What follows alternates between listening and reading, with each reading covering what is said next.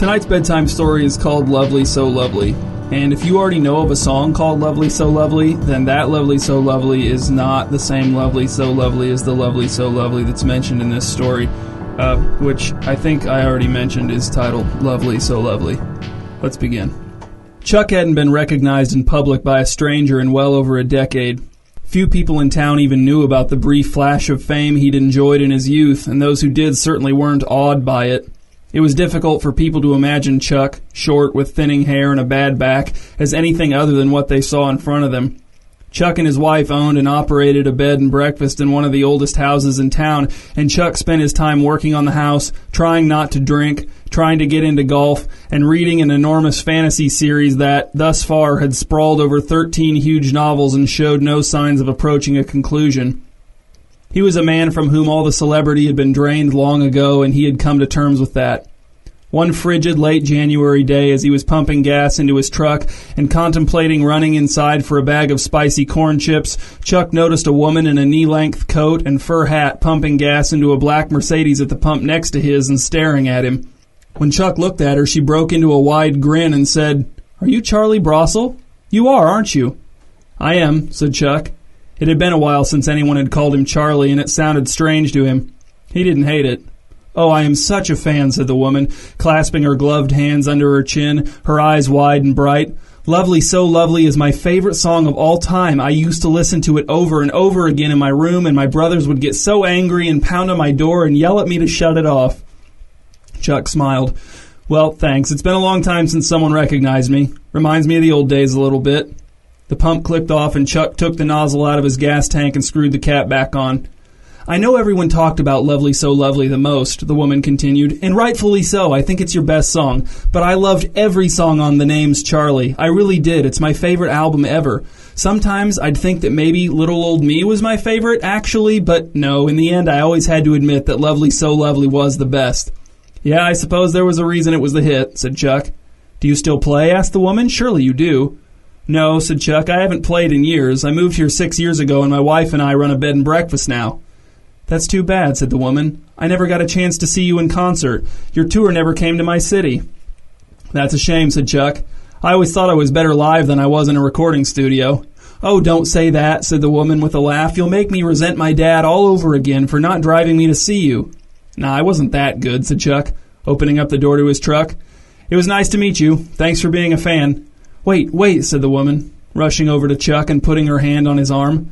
"My daughter Gwen's 17th birthday is this Friday, and she's having a party at our house. I would love it if you would perform at the party." "I'm flattered," said Chuck, "but like I said, I haven't performed in years, and I really don't think a bunch of teenagers would want to hear me play all those old songs." "What are you talking about?" asked the woman, as if he had insulted her personally. "Your songs are timeless, Charlie. Gwen loves your music. I've been playing it for her since she was a little baby. We still listen to The Name's Charlie in the car all the time. She'll be thrilled to have Charlie Brossel playing at her party. It'll blow her mind when I tell her." "I can't," said Chuck. "It's been too long. I'm not a musician anymore." "I'll pay you $1,000, said the woman, with an intensity that made Chuck uncomfortable. "That's too much," said Chuck. "I'm not worth that." "My husband is a multimillionaire," said the woman. $1,000 is nothing. In fact, I'll give you $2,000, and you only have to play a few songs. Please? Please!" "I don't have a band," said Chuck. His voice sounded weak in his own ears, and he could tell that the woman had already sensed that she'd won. "It'd just be me and my guitar." He wanted to feel irritated at this woman's persistence, but he couldn't. A tiny fragment of pop star vanity still existed somewhere inside of him, apparently, hibernating until this woman's resolute fandom had roused it. "Perfect," said the woman. "You and your guitar. I wouldn't have it any other way." She extended her hand and said, "I'm Millie Grandier, by the way." "You can call me Chuck," said Chuck, shaking Millie's hand. "I'd rather call you Charlie," said Millie. After giving Millie his phone number and agreeing that she would call him later in the evening to discuss specific details about his performance at the party, Chuck got in his truck and drove home. His wife Tracy was baffled by his story. "It's just weird," said Tracy, sitting at the dining room table and drinking a mug of hot tea through a straw. "I told you it was weird," said Chuck. "That's the first thing I said. I said a weird thing happened to me at the gas station." He stood by the dining room window and looked at the shed in the backyard. It either needed a new roof or it needed to be replaced entirely. His regret at painting it black had become such that he was leaning towards replacing it entirely.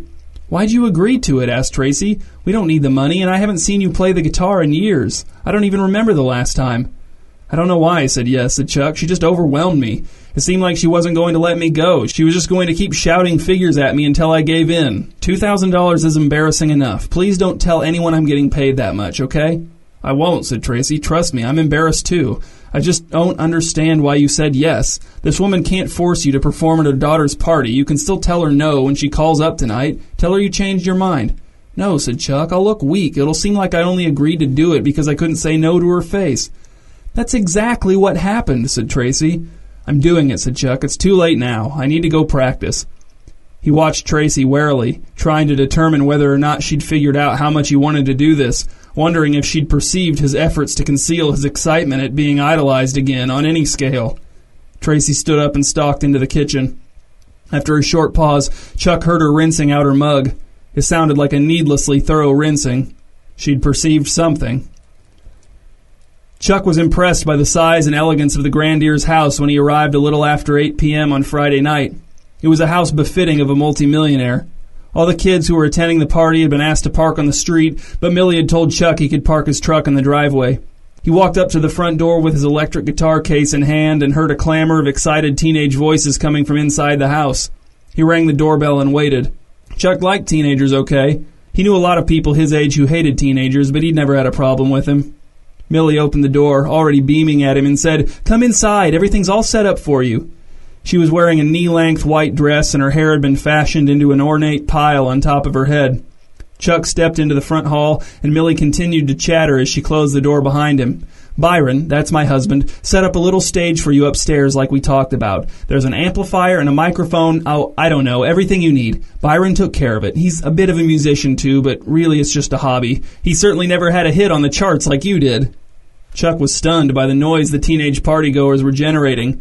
Though he hadn't seen a single one of them yet, their shouts and laughter seemed to come from all sides and fill the front hall, making it difficult to hear Millie's gushing. "Wow," said Chuck. "The kids sound like they're having a good time." "Oh, yes," said Millie. "When you get this many of them in one place, it can get noisy." "How many are there?"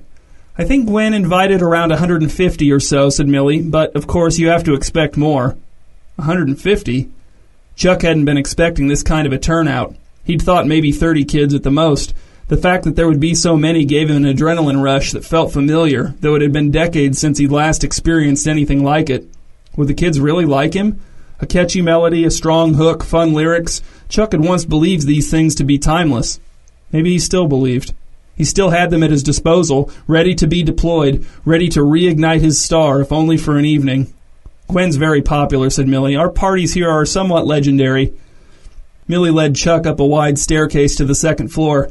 As they walked down the hall, Millie kept looking over her shoulder and smiling at Chuck, who soon grew weary of returning the smiles but didn't know how else to react. The noise of the party had receded to a distant roar, and Chuck surmised that thus far the party had been contained to the lower levels of the house.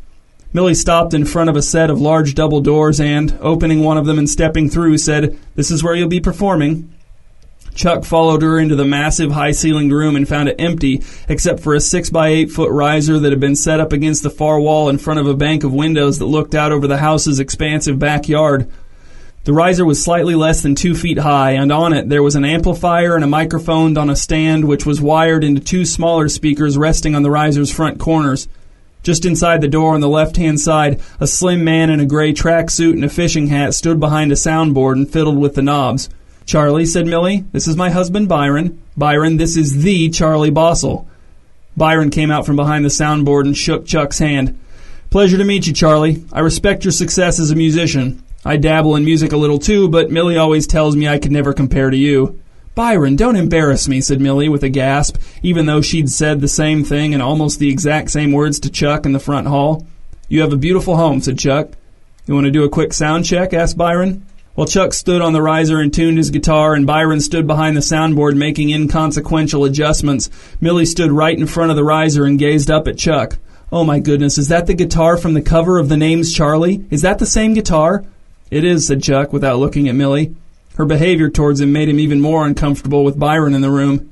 Chuck leaned toward the mic and said, "Check 1, check 2. Sounds fine to me, Byron."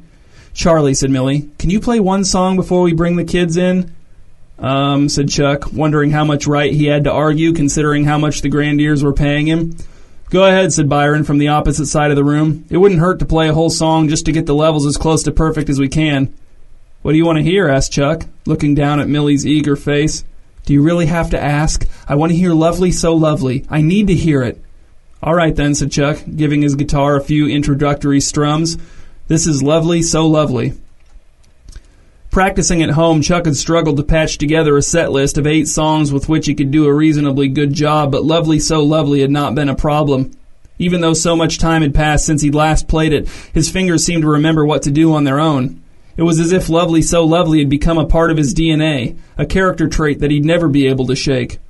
Now, as Chuck sang Lovely So Lovely with only Millie for an audience, except for Byron, who continued to tinker with no audible results, Millie clapped her hands to the rhythm of the song and sang along in a voice that, without amplification, Chuck thought sounded at least as loud as his did.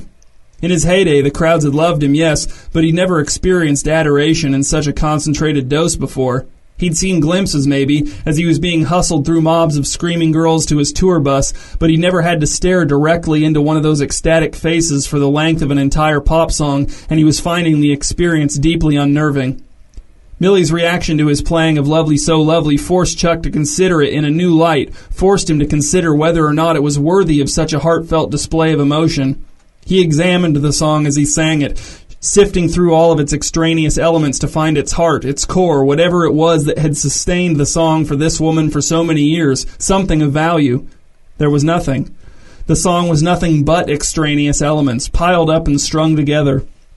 Chuck remembered having realized this before, but it had been so long since he'd thought about the song at all that he'd forgotten. He'd forgotten why he'd never written another hit, stopped touring, married a woman who couldn't have cared less about his momentary fame, moved to a small town, opened a bed and breakfast. But now he remembered. Lovely So Lovely was dumb. Chuck was embarrassed for Millie, embarrassed at how shameless she was in her devotion to such a trite, manipulative song. Chuck, better than anyone, knew how dumb the song was, knew how little thought or effort had gone into it when he wrote it, and couldn't help but think that someone who liked it as much as Millie did must also be dumb. As he let the last notes of Lovely So Lovely trail off, Chuck saw that Millie was crying. "Okay then," said Byron. "I think that's as good as we're going to get it. Millie, you want to call in the kids now?" "Hold on," said Chuck. "I'm not doing it." He pulled the audio cable out of his guitar and unhooked the strap, kneeling to return the guitar to its case. "What?" asked Byron. "What are you doing?" "I'm not performing," said Chuck. "I'm sorry, but I'm not a musician anymore. I'm not a performer." Millie was dabbing euphoric tears out of her eyes and off of her cheeks with a handkerchief in order to preserve her makeup as much as possible. "If you go now, you're not getting paid," said Byron, "and you'll be ruining a little girl's 17th birthday party." "Give me a break," said Byron. "Your daughter and her friends don't care about me. They'd rather keep doing whatever it is they're doing now than watch me butcher a bunch of my old songs." "What, are you scared?" asked Byron, his voice rising. "You lose your nerve?" Millie whirled around to face Byron and shouted, "Byron, leave Charlie alone!" Then she turned back to Chuck and in a lower voice said, "Can you at least play Lovely So Lovely one more time? For me?" "Sorry," said Chuck. "No, I'm done." "I'm going to bed," said Byron, punching the power button on the soundboard and storming out of the room, his fishing hat crooked on the top of his head. Chuck stepped down off the riser and immediately felt more at ease with the world. "Here," said Millie, holding a check out to Chuck. "Don't worry about Byron. I already had this filled out and it was worth every penny. If you're ever willing to do this again, I'll happily pay." Chuck accepted the check and folded it in half, putting it in his jeans pocket. He didn't feel like arguing over an amount of money that probably meant nothing to the Grandiers. "I'm not going to perform again," said Chuck, "but if you want to see some of my recent work, you and Byron should come stay at our bed and breakfast for a night. I did a better job with the bathroom tile than I ever did writing songs." "It's so sad to hear you say that," said Millie. She looked sincerely crushed. At the front door, with the party noise crashing around them again, Millie said, "I hope you'll change your mind, Charlie. I'll never stop hoping." Chuck didn't tell her how pathetic she sounded. There was no need to be cruel to his biggest fan. "Good night," he said. As he drove home, he realized that with the check in his pocket, he'd probably have enough to take care of the whole shed project as soon as the weather got nicer. It was something to look forward to.